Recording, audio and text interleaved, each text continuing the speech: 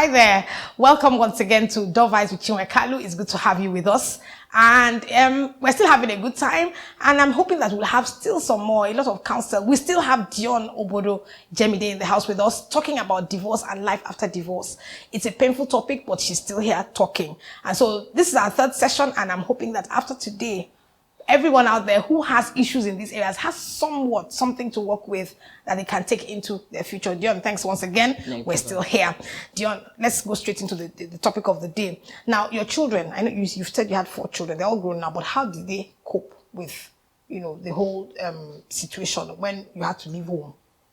Okay. First, I didn't leave home. I was asked to leave. He was asked to leave. She has to make that clear. She was asked to leave. I was asked to leave. But it was better for the children. I say to women, in an abusive situation, especially when there's physical abuse, you do your children a disservice by staying. Yes.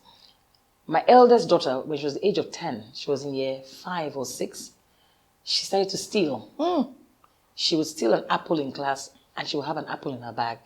She would steal a pencil, she would have a packet of pencils in her bag. So the principal called me into her office, and she said to me, Mrs. Jimde, your child is stealing. But not things that she needs. What's going on at home? So I broke down. Wow. And I told her. So what it was she was expressing her fear because she had seen me be hit. She was expressing her fear, but she couldn't talk to me or her dad about it. So she was doing things that called attention to herself. When we split up, he got the children. Now, don't ask me, that was just daft. Because I found out years later that the only 2 times you don't get a child in Nigeria, and women, please note, by law, is if you're mentally infirmed, or if you're a prostitute living in a brothel. If you're a prostitute living in your house, you get your kids. The law allows you to take your children. But I got told by my lawyer, who was a female, that I will not get the kids. A female 30 years in the bar, that I wouldn't get the children, so I shouldn't bother to file for them. But I insisted on joint custody, and he had the children, but he had care and control. Because he had the means to do all of that. So they struggled. Each time they would come to me, I saw them every 2 weeks. When they're leaving, my son won't talk to me. He'd just walk into the car, wind up the window, and have his head down. Because he was a baby, he was 6. My youngest daughter was 5. Wow. When I wasn't with them. So the oldest one just went to England to do A-levels. She says it now that she needed to escape. She didn't want to be torn between both of us, wanting to know who to love and who not to love. She needed that time away from us. The second one ran away from home when her dad remarried. She ran away from home at the age of 14. Wow. She wasn't coping. So she ran, and I went to take her. So I had her with me till she was 16, and she went to England to school. And she had a lot of emotional ups and downs. Yes. And I don't do that thing of your father is a bad man, don't talk to him. I think women shouldn't do that. He's the father of your children. Yes, please. And the first commandment with a promise is honor your father and your mother. It didn't say honor your good father and good mother. So don't ruin your children's life by giving them something to hate him or her about. Yes.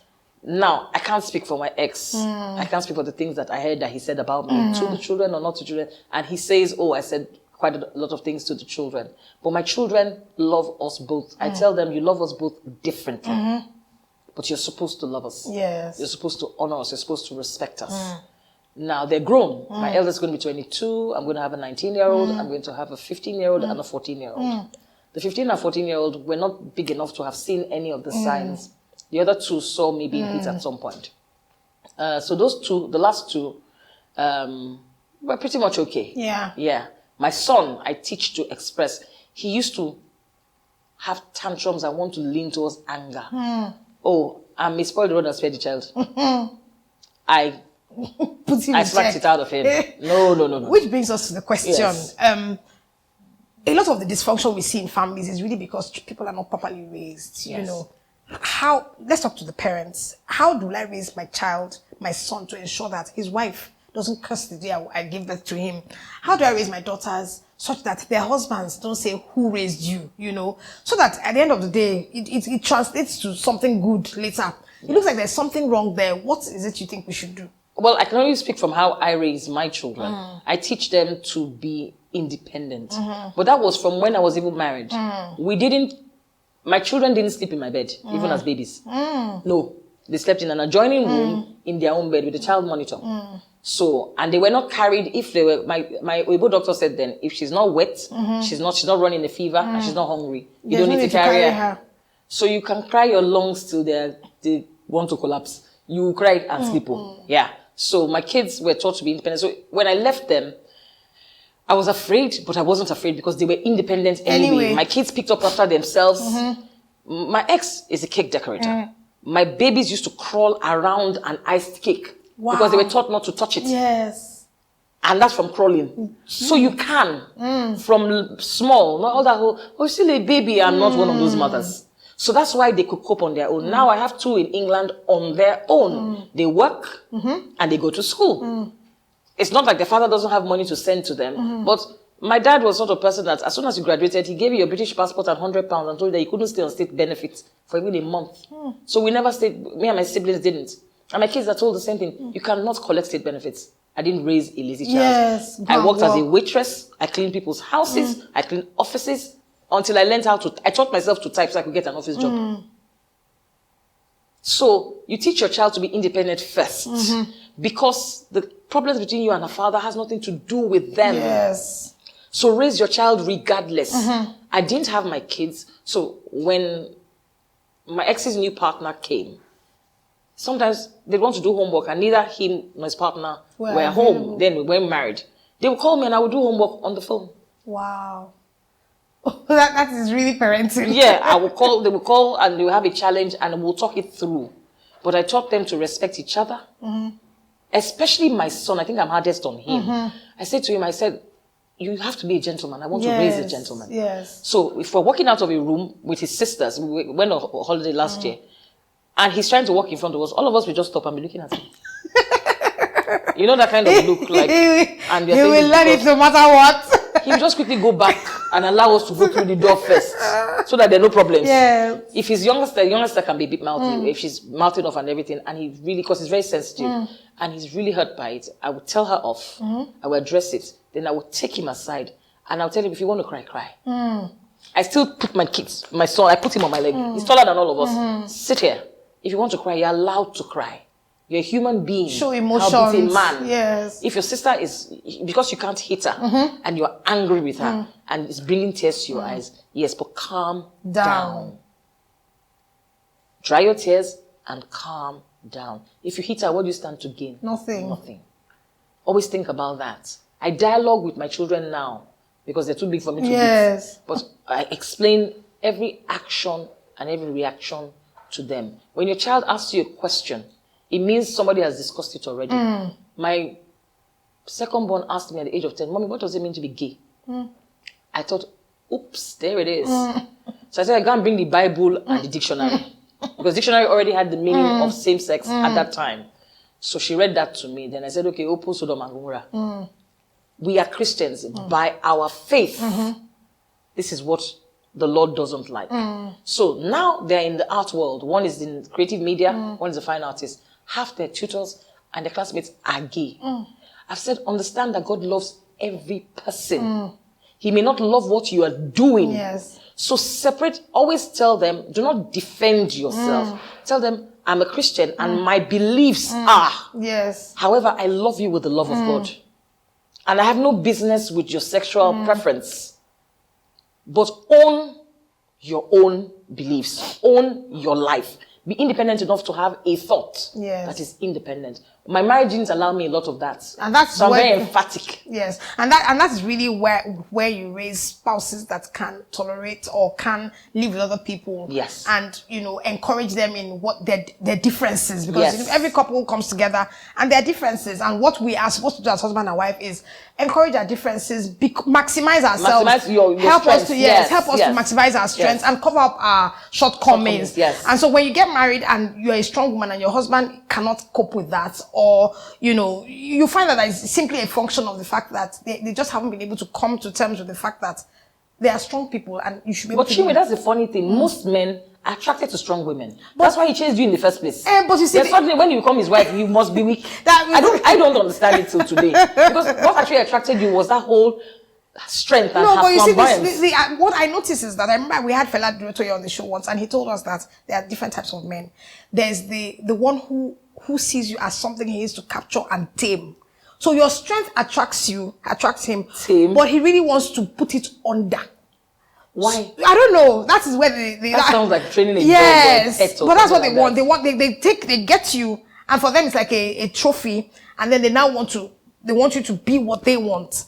And so the intention all along was to. So where's God in the matter? That's where you have to define, which is where we must define ourselves as women, and insist on you know yourself, like you said earlier, know yourself, and then don't be afraid to live the life that you know will bring out the best you. Yes. And you should know that before you get married, so that at the end of the day, you don't make those mistakes. You don't make those mistakes. Yes. So let me ask a question. What would you have done differently? Really, we're still talking about you and how you coped. What do you think you could have done differently? I wouldn't have married so early. I told my children, if you're married before the age of 28, without having a career and being able to balance your own checkbook, and even Nigerian parents should let their daughters live on their own before they get married. Please let your daughters pay their rent, balance their own checkbook, and not go from fathers being taken care of by their fathers to being taken care of by their husbands, because it's killing the men too. That expectation is too plenty.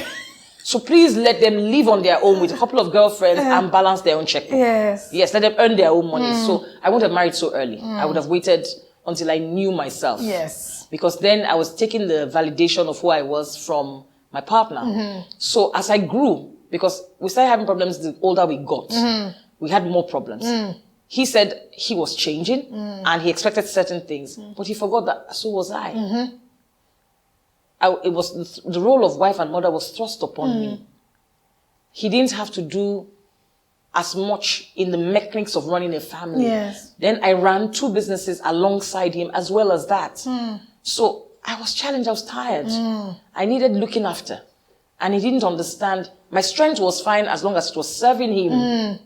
But if he had to confront the strength, he hated it. Wow. So I didn't understand that switch. When am I not supposed to be strong? When am I strong? How does that work anyway? I kept doing this. What does he want to do? Which Dionne does he want to see? So I had like a split personality. I was a Jekyll and Hyde person. So I just needed to know how I could be one person. So I would have done that differently. I would have known who I was, known what my purpose was, and insisted on being with somebody who would appreciate that. Yes, and respect that. Mutual respect. You see, love is not what keeps your marriage. It's mutual respect. Yes. I respect you, Chinwe, for who you are. You have your shortcomings, and together we can hold each other's hand and walk through it. Yes. But I won't ask to change who you are. You shouldn't. And vice versa. So I would have waited to know who I was before I, entered the union. There's a young woman now who's watching, or well, maybe not too young. She's been married 10 years, 15 years, and her husband wants out. Her husband or she? Her husband wants out. Or she doesn't know what to do. Or let's say she wants out. Okay. Or anybody. Why? I mean, she's just having a bad time in marriage and she's had it up to here. What would you say to her?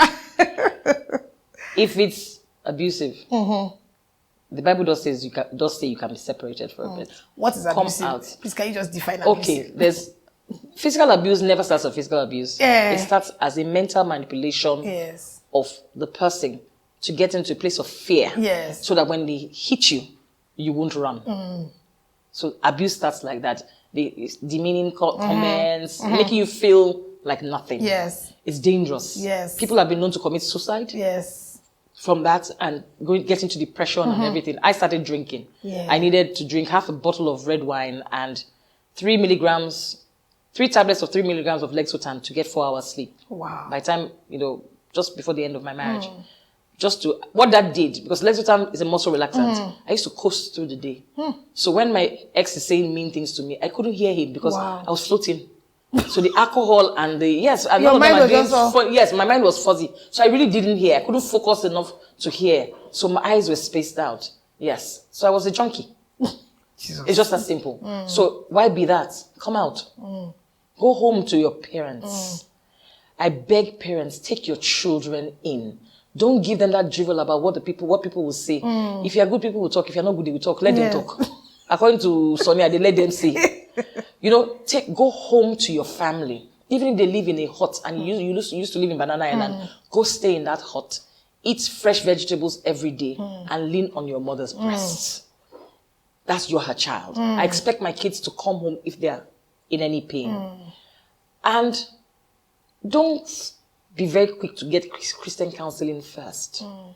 Not because it's not the right thing to do, but the churches are not equipped properly. They are trained psychologists, clinical psychologists that handle emotional matters like this. Find one. Do some sessions. I had one session I would never forget.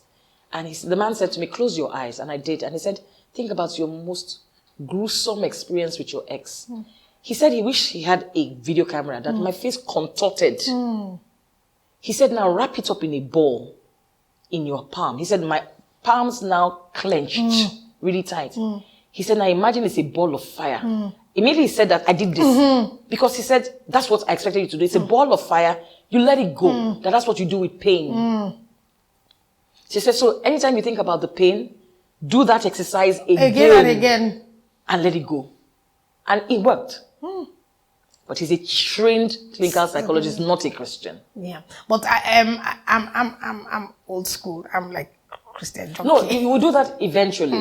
But you see, like Gary Townsend and something Chapman, they have books on boundaries. Their books are the most effective for managing relationships as Christians. They are clinical psychologists. They are not just Christian counselors. I'll just say. So you have one that has both. Yes. But if you can't find one that has both, go to be counseled separately as a person and then be counseled together. If it can still work, they will tell you the time when two of you are supposed to come back together. If the man refuses to go to counseling, he can't help him. Yes. My man has to agree to go to counseling. Yes, most men don't agree to go to counseling. Yes, that's another challenge. They go to church counseling because the church is going to tell you to behave like a woman. So they will go to that one. But they won't go and see. My ex didn't. I said, when he kicked me out, I said, if he will get counseling, I will consider. I will consider. I will work alongside him until the counselor tells us we're ready to get back together. And he said to me, you are the one that's crazy. You need to get counseling, my friend.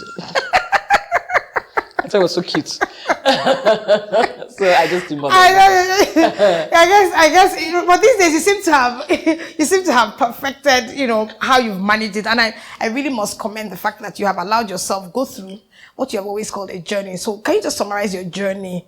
Learn to laugh at yourself. I laugh at my mistakes so readily. Yeah. I'm a court jester. Yeah. I look at life and say, I'm just passing through. But I want to leave the mark that God created me for. So I've discovered most facets of it, but I'm still on the journey of discovery. So when you're on a journey, sometimes you will pass wrong. Yes. They will say pass like this, you will pass like this. God is very indulgent on me. So I rely strongly on my intimacy with him. So that when I make a mistake, I say, okay, sorry, now I've goofed now. Just arrange me back now. And then you keep going. Always keep going. He's got you. Only two things can happen to you as a child of God. When you jump off a cliff, he'll catch you if you're not ready, or he'll give you wings to fly. Interesting. Trust that but you will never hurt yourself. You won't get hurt. Yes, either he'll catch you or he'll give you wings to fly. Wow, that's why you smile all the time. For the past 3 weeks, we have had Dionne Obodo-Jemide talking to us about her experience with divorce. And, I can't get more candid than she has been. And I really want to thank you, Dionne. This is her first time of talking about this on she record. Resuscitated me. Yes, I don't know what I did to her. Honestly, I loved her. I have to go and check her. She's very strong. And I think it was just time for you to talk about it. And, I'm very proud that we are the first to carry the story. But beyond being first, the idea is really not about carrying stories. It really is about blessing someone out there. Divorce is something that we now it's with us. We're not going to walk away from it. Now, my mom was separated from my dad at some point, and it seemed like a stigma. And it was a rare occurrence then. Any woman who lived apart from her husband, it was like, But these days, it's with us. People are making mistakes and moving on. And 6 months, 1 year, people are getting divorced. So we need to address the issues. What is causing the divorce? What can we do when we find problems in our marriages? How do we raise children who will stay married because they've been prepared for marriage? That's what this conversation has been about. And I really am grateful that you were able to share with us, Dionne. Thank you so much. Dionne, is there any way people can reach you, if they need to talk with you? Well, yes.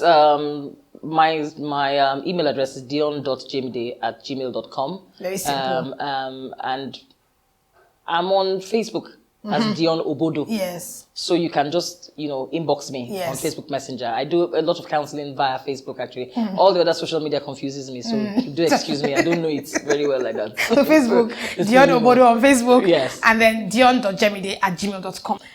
It's been wonderful being here once again. Dionne, one last time, thank you so much. Don't you just love her smile? We'll see you again next week. Bye-bye.